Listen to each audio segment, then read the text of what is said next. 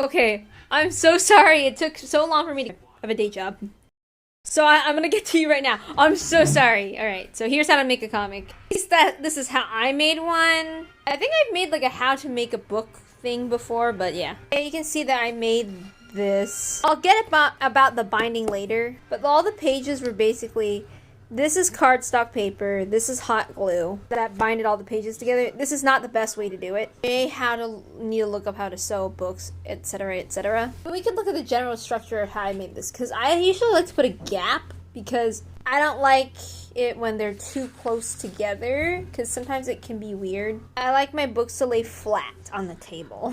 Gonna be a guide of how I probably would have made my book look better, my manga. So I like to have gaps, because there needs to be room for the binding, and I don't like it when my art would be cut off if there was that kind of thing with the binding, because that would look weird. Roughly measure about like a bit of my thumb as an inch, because I don't like to measure like I'm a real person, or like I like to measure as if I don't like when your Asian parents cook or something and they just do it by eye. And I remember I used to kind of not plan out the pages, but you kind of want to do that.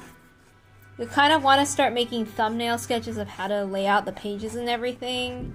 You'll probably also want to use a ruler, because I made these like as an extremely lazy person. Thumbnails, you want to lay down like little tiny images to plan out how your page layout was going to look and read.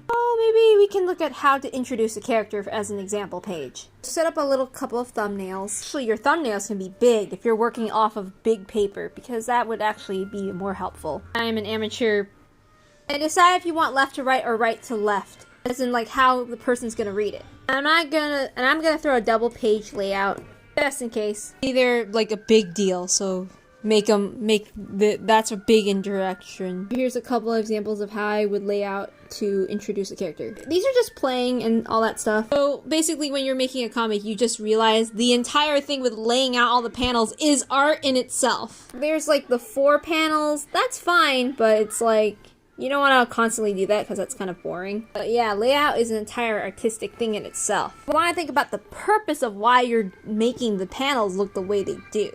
And here's another thing I like to do is I make a chapter list. Maybe I'll introduce a chapter with a chapter cover. I like to draw on the back of the manga cover page. And since this is amateur, I can do whatever I want with it. And at the back, I could probably introduce a whole bunch of characters if I felt like it. Maybe sometimes I'll put in some notes like, did you know, or something like trivia. World building about the world. There's so many things that you can do with manga or comics or whatever.